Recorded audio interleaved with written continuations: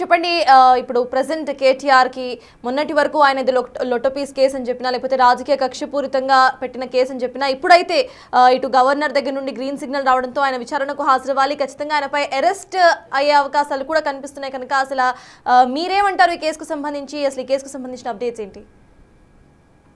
వచ్చే డౌట్ ఏంటంటే, already formula ఈ కార్ రేసులో 4 సార్లు ఏసీబీ విచారణకు కేటీఆర్ హాజరయ్యారు కదా. మళ్ళీ ఇప్పుడు ప్రాసిక్యూషన్కి లేకపోతే ఛార్జ్షీట్ ఫైల్ చేయడానికి గవర్నర్ అనుమతి ఎందుకు తీసుకోవాలన్న డౌట్ చాలామందిలో వస్తుంది.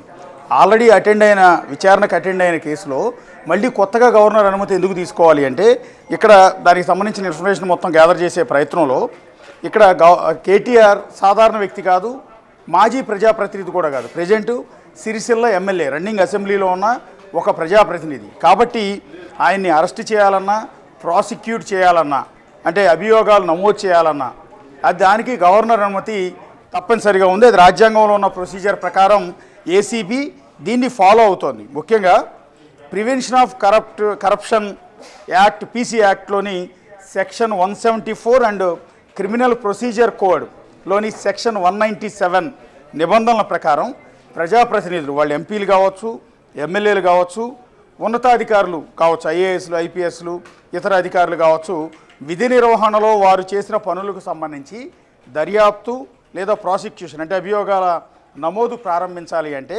సంబంధిత అధికారి అంటే కాంపిటెంట్ అథారిటీ నుండి ముందస్తుగా అనుమతి తీసుకోవటం అనేది తప్పనిసరి. ఇక్కడ కాంపిటెంట్ అథారిటీ అంటే గవర్నర్ వస్తారు. ఈయన ప్రజాప్రతినిధి, రన్నింగ్ అసెంబ్లీలో ఉన్న ఎమ్మెల్యే కాబట్టి ఎమ్మెల్యే మీద ఎలాంటి యాక్షన్ తీసుకోవాలన్నా కూడా గవర్నర్ నుంచి, ఇక్కడ కాంపిటెంట్ అథారిటీ గవర్నర్ కాబట్టి ఆయన నుంచి అనుమతి తీసుకోవడం కోసం తెలంగాణ ప్రభుత్వం ఆ ప్రొసీజర్ని ఇందాక నేను చెప్పినట్టుగా ప్రివెన్షన్ ఆఫ్ కరప్షన్ యాక్ట్ లోని సెక్షన్ 174ని యాజ్ ఇట్ ఈజ్గా ఫాలో అయ్యింది. దానికోసమే తెలంగాణ గవర్నర్కి ఒక లేఖ రాశారు. ఇవాళ గవర్నర్ నుంచి అనుమతి వచ్చింది. సో ఇప్పుడు గవర్నర్ నుంచి ప్రాసిక్యూషన్ అనుమతి వచ్చింది కాబట్టి తదుపరి జరిగే పరిణామాలు ఏంటంటే, ఇంతకుముందు విచారణకు పిలవటం వేరు, అందులో ఆ కేసులో ఆరోపణలు ఎదుర్కొంటున్న వ్యక్తిగా ఆనాడు మున్సిపల్ శాఖ మంత్రి హోదాలో ఈ ఫార్ములా రేసుకు సంబంధించి అగ్రిమెంట్ చేసుకోవడం దగ్గర నుంచి, ఒప్పందాలు చేసుకోవడం దగ్గర నుంచి, దాని నిర్వహణ దగ్గర నుంచి, దాన్ని రద్దు చేయడం దగ్గర నుంచి మొత్తం అన్ని వ్యవహారాలు దగ్గరుండి చూసిన వ్యక్తిగా నిందితుడిగా ఆరోపణలు ఎదుర్కొంటున్న కేటీఆర్ని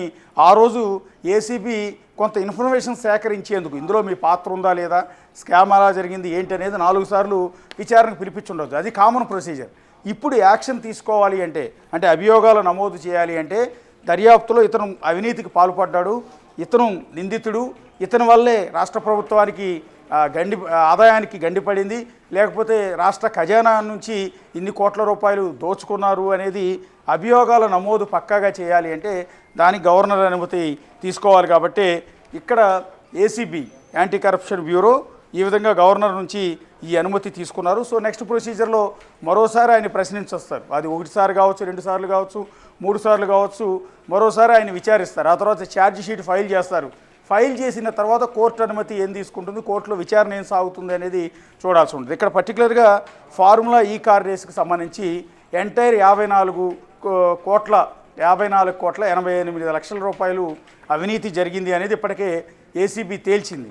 సో ఈ కేసులో ఆనాడు మున్సిపల్ శాఖ మంత్రిగా సంతకం పెట్టింది కేటీఆర్ కాబట్టి, సో ఈయన మూలానే ఈ నష్టం జరిగింది, ఈ దోపిడీ జరిగింది, లేకపోతే ఈ అవినీతి జరిగింది అని ఏసీబీ ప్రూవ్ చేయాలనుకుంటుంది. ప్రూవ్ చేసే క్రమంలో కోర్టులో బలమైన సాక్ష్యాధారాన్ని కూడా ప్రవేశపెట్టాల్సి ఉంటుంది. ఇన్ కేస్ కేటీఆర్ని అరెస్ట్ చేయాలన్నా కూడా సో ఈ విధంగా ప్రొసీజర్ని వాళ్ళు ఫాలో అవ్వాల్సి ఉంటుంది. సో ఇకపైన అవసరమైతే కేటీఆర్ని అరెస్ట్ చేయొచ్చు, ఛార్జ్ షీట్ ఫైల్ చేయొచ్చు, ఇట్లా రకరకాల పరిణామాలు ఇవన్నీ కూడా చోటు చేసుకునే అవకాశం ఉంటుంది. ఇక్కడ ఏసీబీ నెక్స్ట్ ఏం చేయొచ్చు అన్నదాన్ని మనం ఒకసారి చూస్తే, కేసీఆర్ ప్రాసిక్యూషన్కు గవర్నర్ అనుమతి ఇచ్చిన తర్వాత ఏసీబీ ముందు టోటల్గా 2 ఆప్షన్స్ ఉంటాయి. మొదటిది కేటీఆర్కి మళ్ళీ నోటీసులు ఇచ్చి విచారణకు పిలవటం. ఇంతకుముందు నేను ఆల్రెడీ చెప్పాను, అవసరమైతే 1 సారి కాదు, 2 సార్లు కాదు, 3 సార్లు కావచ్చు, నెక్స్ట్ పిలవచ్చు. ఆల్రెడీ ఇంతకుముందు 4 సార్లు అటెండ్ అయింది వేరు, ఇప్పుడు నిందితుడిగా అటెండ్ అవ్వటం అనేది వేరు. అంటే గవర్నర్ అనుమతి తర్వాత ప్రజాప్రతినిధిగా ఆయన అటెండ్ అవ్వట్లేదు, ఈ కేసులో నిందితుడిగా అటెండ్ అవుతున్నారు. అదే కేటీఆర్ కనుక ఒక ఎమ్మెల్యేగా ఓడిపోయి ఉంటే, మాజీ ప్రజాప్రతినిధి అయి ఉంటే, మాజీ మంత్రి అయి ఉంటే గవర్నర్ అనుమతి అవసరం లేదు. రన్నింగ్ అసెంబ్లీలో ఆయన సభ్యుడు కావటం వల్ల గవర్నర్ కాంపిటెంట్ అథారిటీగా ఉన్నారు కాబట్టి ఆయన నుంచి ఇక్కడ అనుమతి తీసుకున్నారు. ఇక రెండోది కేటీఆర్ని అరెస్ట్ చేసి విచారించడం. కేటీఆర్ విషయంలో ఎలా వెళ్ళాలన్న దాని మీద అరెస్ట్ చేయాలా లేకపోతే విచారణకు పిలిపించాలా అన్న దాని మీద లీగల్ ఒపీనియన్ కూడా తీసుకుంటూ ఉన్నారు ప్రభుత్వం వైపు నుంచి. ఇప్పటికే 4 సార్లు కోచింగ్ చేశారు, మరోసారి విచారణకు పిలుస్తారా, లేకపోతే అరెస్ట్ చేసి కూడా కస్టడీలోకి తీసుకుని ఆయన్ని విచారించవచ్చు. సో ఏదైనా కూడా జరిగే అవకాశం ఉంటుంది. ఇది బీఆర్ఎస్కి అతిపెద్ద షాక్. ఒకసారి ఈయన ఏసీబీ విచారణకు అటెండ్ అయిన సందర్భంలో మీడియా ప్రతినిధులు అటెండ్ అయితే దీన్ని ఒక లొట్ట పీస్ కేసు అంటూ ఆయన కామెంట్ చేశారు. దాని మీద తీవ్రమైన విమర్శలు వచ్చాయి. ఒక ఏసీబీ కంప్లైంట్ చేసి ఏసీబీ కేసు నమోదు చేసి ఆ కేసులో అక్యూజ్డ్గా ఆయన్ని విచారణకు పిలిపించిన సందర్భంలో ఆయన దాని గురించి కేసు గురించి చెప్పాల్సింది పోయి దాన్ని చాలా లైట్ తీసుకుంటున్నట్టుగా, చాలా లొట్ట పీస్ కేసు అంటూ దాన్ని అన్నేం చేయగలుగుతారు అన్నట్టుగా ఒక ధీమాని వ్యక్తం చేసే ప్రయత్నం చేశారు. ఇప్పుడు గవర్నర్ అనుమతి కూడా వచ్చిన నేపథ్యంలో బీఆర్ఎస్ శ్రేణుల్లో ఆటోమేటిక్గానే కొంత ఆందోళన కనిపించే అవకాశం చాలా స్పష్టంగా కనిపిస్తుంది. అది బీఆర్ఎస్లో ఇప్పటికే వరుస ఓటములు. సో ఉప ఎన్నికల్లో ఓటమి, పర్టికులర్గా మన జూబ్లీస్ ఎన్నికల్లో ఓటమి, ఆ తర్వాత సొంత చెల్లెలు కవితతో విభేదాలు, ఆమె పార్టీ నుంచి బహిష్కరించడం, బయటికి వెళ్ళిపోయి సొంత అన్న మీద వీళ్ళ మీద విమర్శలు, తీవ్రమైన విమర్శలు చేయడం, రాష్ట్రమంతా ఆమె పర్యటిస్తూ బీఆర్ఎస్ నేతల్ని ఎండగట్టడం, ఏకంగా జూబ్లీస్ ఎన్నికల్లోనే ఓటమి తర్వాత కర్మ రిటర్న్స్ అంటూ ట్వీట్ చేయటం. సో ఇవన్నీ పరిణామాలు. అంటే ఒక ఇంట్లోంచి చెల్లెలు బయటికి వెళ్ళిపోవటం కావచ్చు, లేకపోతే పార్టీలోంచి బయటకు వెళ్ళిపోవడం కావచ్చు, పార్టీకి వ్యతిరేకంగా పనిచేయడం కావచ్చు, ఎన్నికల్లో వరుస ఓటములు కావచ్చు. ఈ మధ్యకాలంలో అసలు కేసీఆర్ ఎక్కడా పార్టీ వ్యవహారాల్లో జోక్యం చేసుకోకపోవటం, ఈవెన్ జూబ్లీహిల్స్ ఉప ఎన్నికల్లో కూడా కేసీఆర్ బయటకు వచ్చి ఎన్నికల ప్రచారం చేయకపోగా కనీసం ఒక వీడియో లాంటిది రిలీజ్ చేయకపోవడం, అంటే కంప్లీట్ నాకు సంబంధం లేదన్నట్టుగానే ఆయన వ్యవహరించడం, మొత్తం పార్టీ మొత్తాన్ని కేటీఆర్ భుజాల మీద వేసుకుని నడిపిస్తూ ఉండటం, ఇటు కేటీఆర్కి హరీష్ రావుకి మధ్య విభేదాలు ఉన్నాయన్న ప్రచారం కూడా మరికొంత సాగుతున్న నేపథ్యంలో ఇప్పుడు బీఆర్ఎస్లో ఈ ఒక ఉలికిపాటు, ఇప్పుడు గవర్నర్ అనుమతి వచ్చిన తర్వాత కేటీఆర్ని అరెస్ట్ చేస్తారా అన్న ప్రచారం విపరీతంగా సాగుతోంది. ఆ టెన్షన్ అనేది వాళ్ళల్లో విపరీతంగా మొదలైందని చెప్పాల్సి ఉంటుంది. సో ఇక్కడ నెక్స్ట్ పార్టీలో జరిగేది, ముందు పార్టీ కార్యకర్తలందరిలో కూడా డేలా పడిపోయే అవకాశం ఉంటుంది. కేటీఆర్ని కనుక అరెస్ట్ చేస్తే పార్టీ నడిపేది ఎవరు? పార్టీ కంప్లీట్ మళ్ళీ హరీష్ రావు చేతుల్లోకి వెళ్ళిపోతుంది. పార్టీ మీద కేటీఆర్కి పట్టుకోలిపోయే అవకాశం ఉంటుంది. వరుస వైఫల్యాల తర్వాత పార్టీని నడపడంలో ఫెయిల్ అవుతున్నారన్న అపవాదు కూడా ఇప్పటికే కేటీఆర్ మీద ఉంది. సో హరీష్ రావు అయితేనే పార్టీని నడపగలిగే కెపాసిటీ ఉందన్న ప్రచారం పార్టీలోనే ఇంటర్నల్గా డిస్కషన్ జరుగుతుంది. ఈ పరిణామాల్లో ఒక అవినీతి కేసులో, అంటే ఏదో సామెత ఉంటుంది, ఇంత బతికి ఇంటి వెనక తెచ్చినట్టుగా, 10 ఏళ్ల పాటు రాష్ట్ర మంత్రిగా పనిచేసి ఒక పార్టీలో నంబర్ 2గా, అంటే కేసీఆర్ తర్వాత ఆయన కొడుగ్గా పార్టీలో నంబర్ 2గా వ్యవహరించి మున్సిపల్ శాఖ మంత్రిగా, ఐటీ శాఖ మంత్రిగా అత్యంత కీలకమైన బాధ్యతలు నిర్వహించిన కేటీఆర్ చివరికి ఫార్ములా ఈ కార్ రేసులో కేవలం 54,88 రూపాయలకి అవినీతి కేసులో ఈ విధమైన ప్రాసిక్యూషన్ ఎదుర్కోవాల్సి రావటం అనేది బహుశా వాళ్ళు కూడా ఊహించుండరు. ఇది కోలుకోలేని దెబ్బ కిందే మనం భావించాల్సి ఉంటుంది. అశోక్, మేజర్గా ఇందాక మీరు చెప్పిన డౌట్స్తో పాటు ఇక్కడ మేజర్గా ఇంకొక డౌట్ కూడా కనిపిస్తోంది. ఇవాళ ఇటు గవర్నర్ ఏదైతే ఉన్నారో ఆయన ఓకే గ్రీన్ సిగ్నల్ ఇచ్చినందుకు రేపు ఇటు కేటీఆర్ను అదుపులోకి తీసుకునే అవకాశం ఉందా అనేది మేజర్గా ఇటు తెలంగాణ ప్రజల్లో ఉత్కంఠ రేపుతున్న ప్రశ్న. సో దీనికి సంబంధించి మీరేమంటారు? ఎస్, అదే ప్రస్తుతం ప్రభుత్వానికి సంబంధించి అరెస్ట్ చేసి కోర్టు అనుమతితో కస్టడీలోకి తీసుకుని విచారించడమా, లేకపోతే నోటీసులు ఇచ్చి మళ్ళీ విచారణకు పిలిపించడమా? అది ఒకసారి 2 సార్లు ఎన్నిసార్లైనా అరెస్టు చేయకుండా ఉంటే ఎన్నిసార్లైనా విచారణకి పిలవచ్చు. ఆ విచారణలో ఆయన నుంచి కీలకమైన సమాచారం రాబట్టవచ్చు. ఇప్పటికే అరవింద్ కుమార్ లాంటి వాళ్ళని అరెస్ట్ చేసిన సందర్భంలో, వాళ్ళని విచారించిన సందర్భంలో ఈ కేసుకు సంబంధించిన కీలకమైన అంశాలను ఏసీబీ ఇప్పటికే రాబట్టింది. అవినీతి జరిగింది అనేది పక్కా. ఈ కేసులో రాష్ట్ర ప్రభుత్వానికి నష్టం కలిగేలా ఫార్ములా ఈ కార్ రేస్ ఒప్పందం జరిగింది అనేది నష్టాన్ని భరించాల్సిన. ఒక్కసారి high court senior advocate Ponnam Ashok కూడా ప్రస్తుతం మనకు అందుబాటులో ఉన్నారు. అశోక్ గారు నమస్తే అండి. నమస్కారం సార్. ఎలా ప్రొసీజర్ ఎలా ఉంటుంది సార్? నెక్స్ట్ కామన్గా అందరికి వస్తున్న డౌట్ ఏంటంటే, గవర్నర్ అనుమతి తీసుకున్నారు కాబట్టి కేటీఆర్ని అరెస్ట్ చేస్తారా లేదా, విచారణకు మాత్రమే పిలిపిస్తారా అనేది రకరకాల డౌట్స్ ఉన్నాయి. అంటే మీ లీగల్గా ఎలా చూస్తారు దీన్ని? ఇందులో అంటే రెండు పద్ధతులు. ఒకటి ఏంటంటే వారు ముందే సహకరించకపోవచ్చు, ఇన్వెస్టిగేషన్ డిసిషన్ తీసుకుంటే ముందే అరెస్ట్ చేసి కోర్టు ద్వారా మళ్ళీ పర్మిషన్ తీసుకోవచ్చు, పిటిషన్ కస్టడీ పిటిషన్ ఒకటి. లేదు నోటీసులు ఇచ్చి వారిని మళ్ళీ పిలిపించి వారు సహకరిస్తారా లేదా ఇన్వెస్టిగేషన్ అనేది ఒకటి పరిశీలించి వారు సహకరించినప్పుడు అరెస్ట్ చేసే అవకాశం కూడా ఉంటుంది. అట్లా ఏది డిసిషన్ తీసుకుంటారు అనేది అక్కడ ఉన్న అధికారులు వాళ్ళు మరి నేను ఏ మేరకు సహకరిస్తున్న దాని మీద ఆధారపడి ఉంటుంది. అంటే సహకరించకపోవటం అంటే ఏముండదు కదా. ఆల్రెడీ ఇంతకుముందు నోటీసులు ఇచ్చినప్పుడు 4 సార్లు విచారణకు అటెండ్ అయ్యారు. ఏ విచారణ కూడా ఆయన ఎగ్గొట్టలేదు. వాళ్ళు అడిగినట్టు కోఆపరేట్ చేశారు. అంటే అట్లుండదు. ఇప్పుడు సహకారం అంటే ఎట్లుంటుందంటే, ఇప్పుడు రావడము నీది ఒక డిఫెన్స్ కింద తీసుకొని నేను కొన్ని ఉంటాయి, ఇంపార్టెంట్ డాక్యుమెంట్స్ ఉంటాయి. ఎట్లా సంతకం చేసినావు, with what is the motive, అంటే ఈ పైసలు మీరు ఎట్లా చెల్లింపులు చేసేది, ఇవన్నీ ఉంటాయి. వాటిలో ఎవరు కూడా సెల్ఫ్ ఇంక్రిమినేషన్ చెప్పారు కదా. అటువంటిప్పుడు ఏమవుతుందంటే కోర్టు ఇట్లా చెప్పే అవకాశం లేదు. రెండోది ఏంటంటే కొన్ని ఇంపార్టెంట్ డాక్యుమెంట్స్ కానీ ఇంపార్టెంట్ ఎవిడెన్స్ కానీ కొంచెం స్పాయిల్ చేసే అవకాశం ఉంటుంది అనుకున్నప్పుడు అరెస్ట్ చేసి కస్టడీ తీసుకొని అంటే రిమైండ్ తీసుకొని వాళ్ళను ఫర్దర్ ఇన్వెస్టిగేషన్ కంటిన్యూ అవుతుంది. ఇప్పుడు వీరు గతంలో 10 సంవత్సరాలు మంత్రిగా పనిచేసారు, ఇన్ఫ్లుయెన్స్ ఉంటుంది కదా ఆటోమేటిక్గా. కాబట్టి కొంతమంది విట్నెస్ సహకరించకపోవచ్చు. అటువంటి అవకాశం ఉన్నప్పుడు వాళ్ళు ఏ విధంగా ఇన్వెస్టిగేషన్ చేస్తున్నారు, ఇన్వెస్టిగేషన్లో ఏం తేలుతాయి అనేది ఇంకా ఒక్కటి మీద ఆధారపడి ఉండదు కదా. చాలా ఎవిడెన్స్ అవసరం ఉంటుంది, లింక్ డాక్యుమెంట్, లింక్ ఎవిడెన్స్ ఉంటుంది. అవన్నీ కలెక్ట్ చేసేటప్పుడు వీరు ఇన్ఫ్లుయెన్స్ చేస్తారు అని అనుకుంటే మన కేసుకు ప్రాసిక్యూషన్ వాళ్ళ కేసుకి ఉన్న ఇబ్బందికరమని వాళ్ళు ఫీల్ అయితే ఇమ్మీడియట్గా అరెస్ట్ చేసి చేస్తారు. అంటే మ్యాక్సిమం అరెస్ట్ చేసే అవకాశాలు ఎక్కువ కనిపిస్తున్నాయి. అంతే కదా. జనరల్గా ఇప్పుడు పర్మిషన్ కోసం వెయిట్ చేశారు ఇన్ని రోజులు, గవర్నర్ దగ్గర సరే చాలా రోజులు పెండింగ్లో ఉండే. ఏదైనప్పటికీ కూడా లాస్ట్ గవర్నర్ కూడా సాటిస్ఫై అంటే బేసింగ్ ఆన్ సమ్ ఎవిడెన్స్ ఏముంటుందో వాళ్ళు ఏమేమి తీసుకొని కన్సిడర్ చేసుకొని ఇచ్చారు కదా పర్మిషన్. కాబట్టి కేసు బలంగానే ఉంటుంది.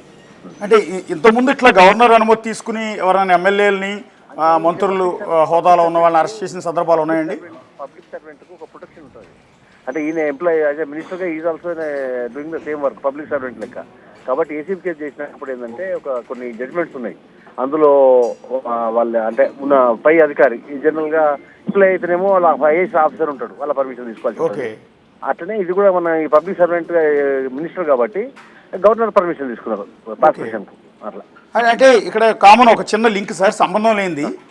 ఆంధ్రప్రదేశ్లో లాస్ట్ ప్రతిపక్ష నేతగా ఉన్న అప్పటి మాజీ సీఎం చంద్రబాబు నాయుడిని సిట్ అరెస్ట్ చేసింది.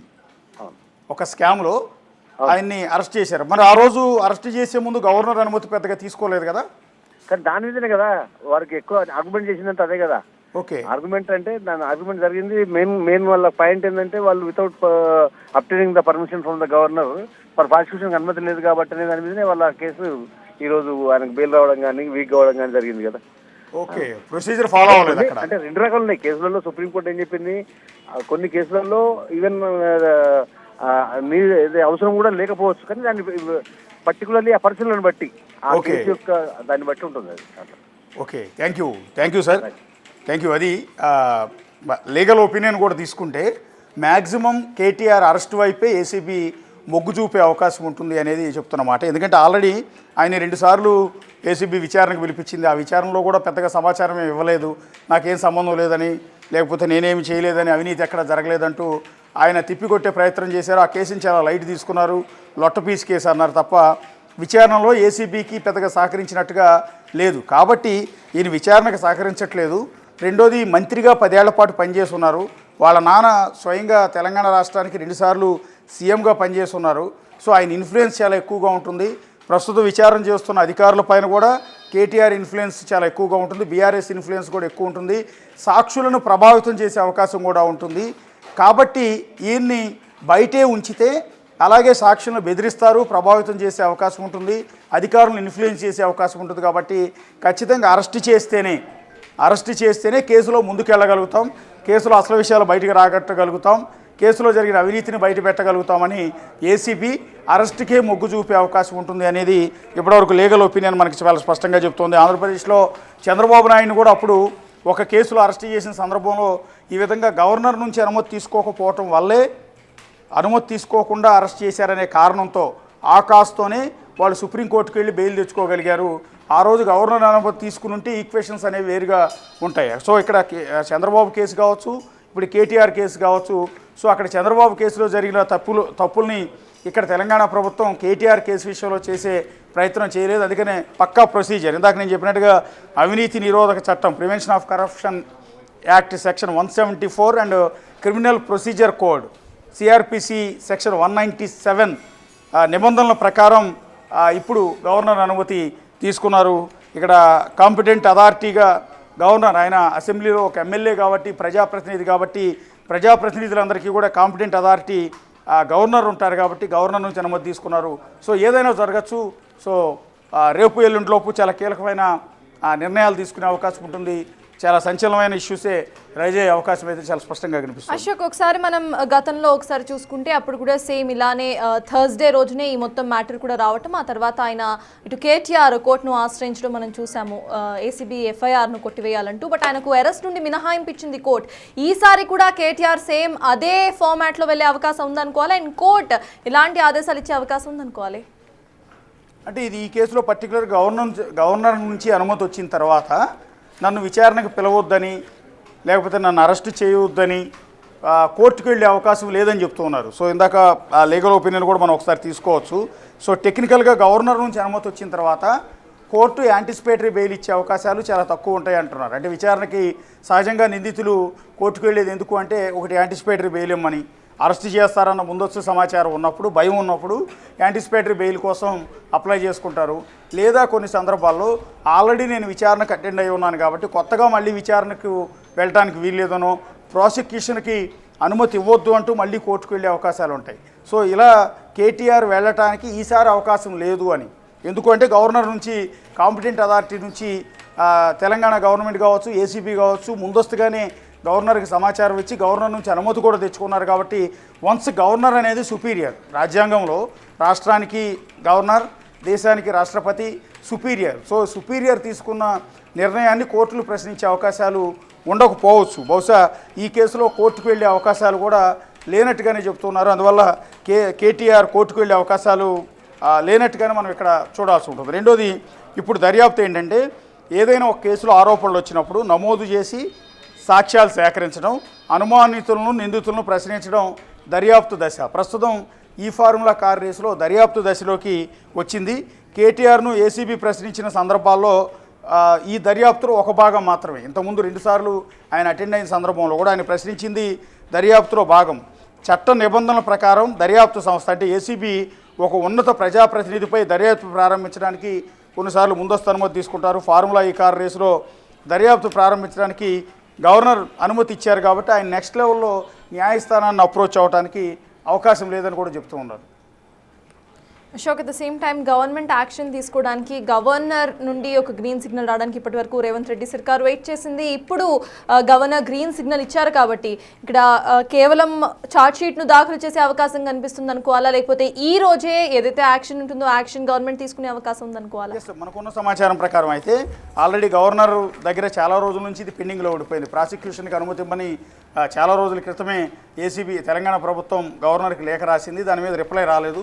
సో ఈ ఇన్నాళ్ళ తర్వాత వచ్చింది కాబట్టి సడన్గా ఏం చేయాలి? కేటీఆర్ని అరెస్ట్ చేయాలా, లేకపోతే విచారణకు పిలిపించాలా, ఛార్జ్ షీట్ ఫైల్ చేయాలా ఏంటనే దాని మీద అధికారులతో డిస్కస్ చేస్తున్నట్టుగా తెలుస్తోంది. ఏసీబీ అధికారులతో అట్లాగే ప్రభుత్వానికి సంబంధించిన లీగల్ ఒపీనియన్ మొత్తం అందరితో కలిసి ప్రస్తుతం మంతనాలు చేస్తూ ఉన్నారు.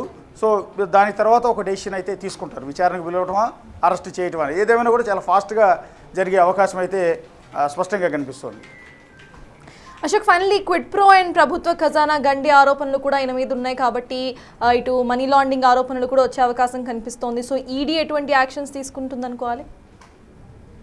అంటే ప్రస్తుతం ఏసీబీ పరిధిలో ఉంది. ఈడీ సంగతి ఏంటి అనేది చూడాల్సి ఉంటుంది. దాని అప్డేట్ కూడా ఒకసారి తీసుకోవాల్సి ఉంటుంది. సో మనీ లాండరింగ్ జరిగింది అనేది దానికి సంబంధించిన ఎవిడెన్స్ ఉన్న సందర్భాల్లో మాత్రమే ఈడీ జోక్యం చేసుకోవడం కావచ్చు, ఈడీ వాళ్ళని అరెస్ట్ చేయడం కావచ్చు, చేయొచ్చు. సో ఇక్కడ ఇది విదేశీ సంస్థకి సంబంధించిన వ్యవహారం. సో ఇంటర్నేషనల్ లెవెల్లో ఫార్ములా ఈ కార్ రేస్ని కండక్ట్ చేశారు.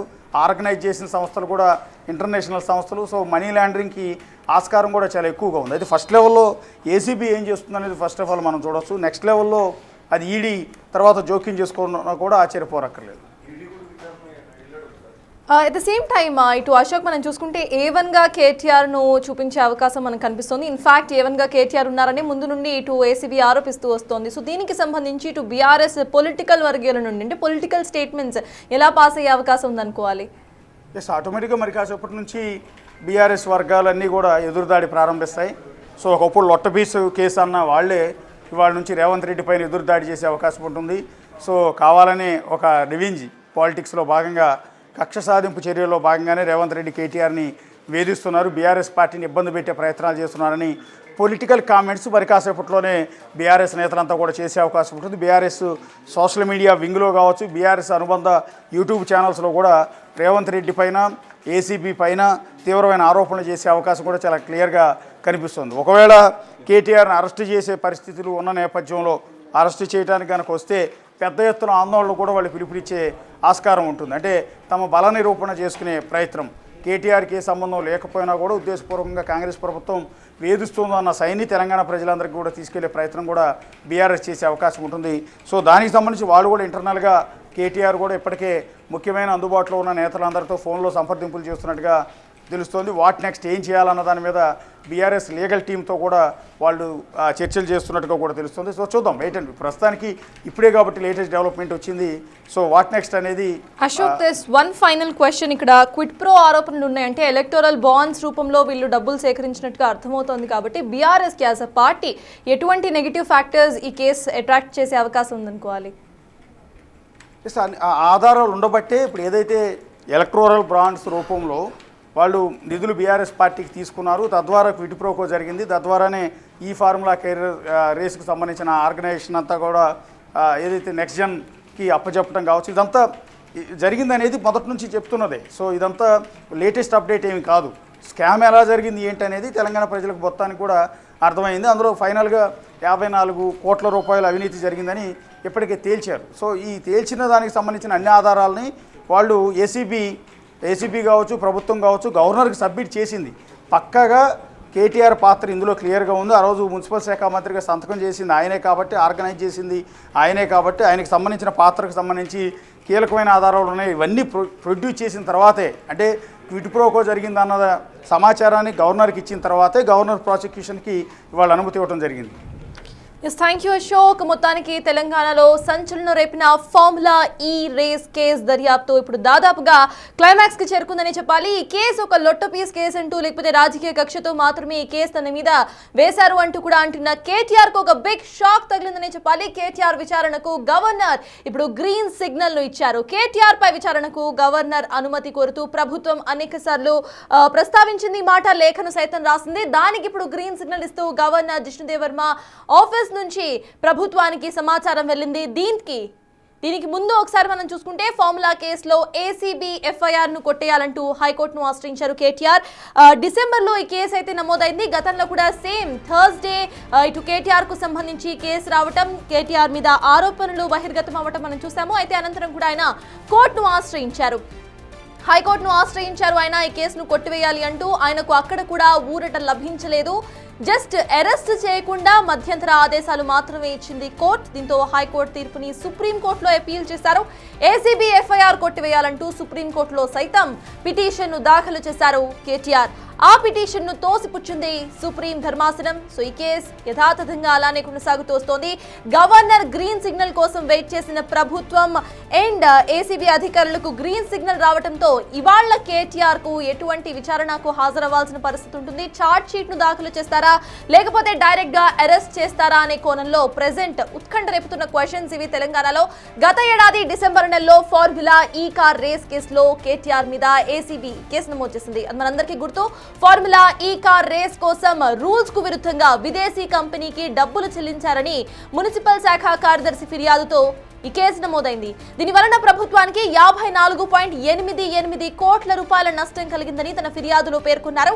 ఈ నేపథ్యంలో ఏసీబీ కేసు నమోదు చేసింది. బీఆర్ఎస్ ప్రభుత్వంలో కేటీఆర్ మున్సిపల్ శాఖ మంత్రిగా కూడా పనిచేశారు. ఈ నేపథ్యంలో కేటీఆర్ ను ఈ కేసులో A1 గా పేర్కొంటూ ఏసీబీ కేసు నమోదు చేసింది. ఇక A2 గా అరవింద్ కుమార్, A3 గా బిఎల్ఎన్ రెడ్డిలు ఉన్నారు. అలాగే అప్పటి మున్సిపల్ శాఖ ప్రిన్సిపల్ సెక్రటరీ అరవింద్ కుమార్ ను A2 గా చేర్చారు.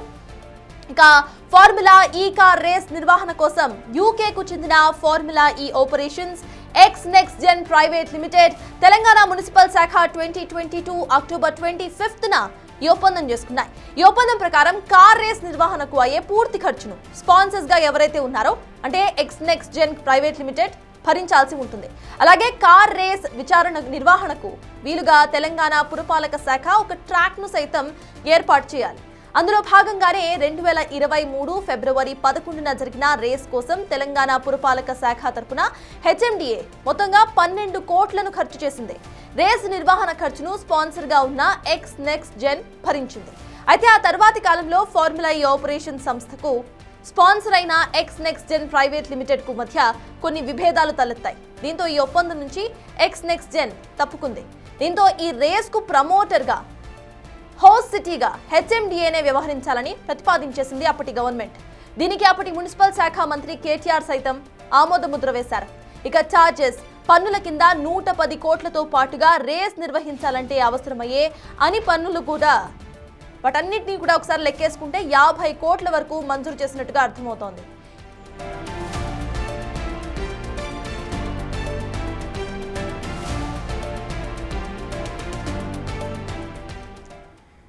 ప్రెసిడెంట్ కేటీఆర్ కు సంబంధించిన కేసులో గవర్నర్ గ్రీన్ సిగ్నల్ తో అసలు ఏసీబీ ఏం చేయబోతోంది అనేదే ఉత్కంఠ రేపుతున్న ప్రశ్న. దీనికి సంబంధించిన అప్డేట్స్ మా ఇన్పుట్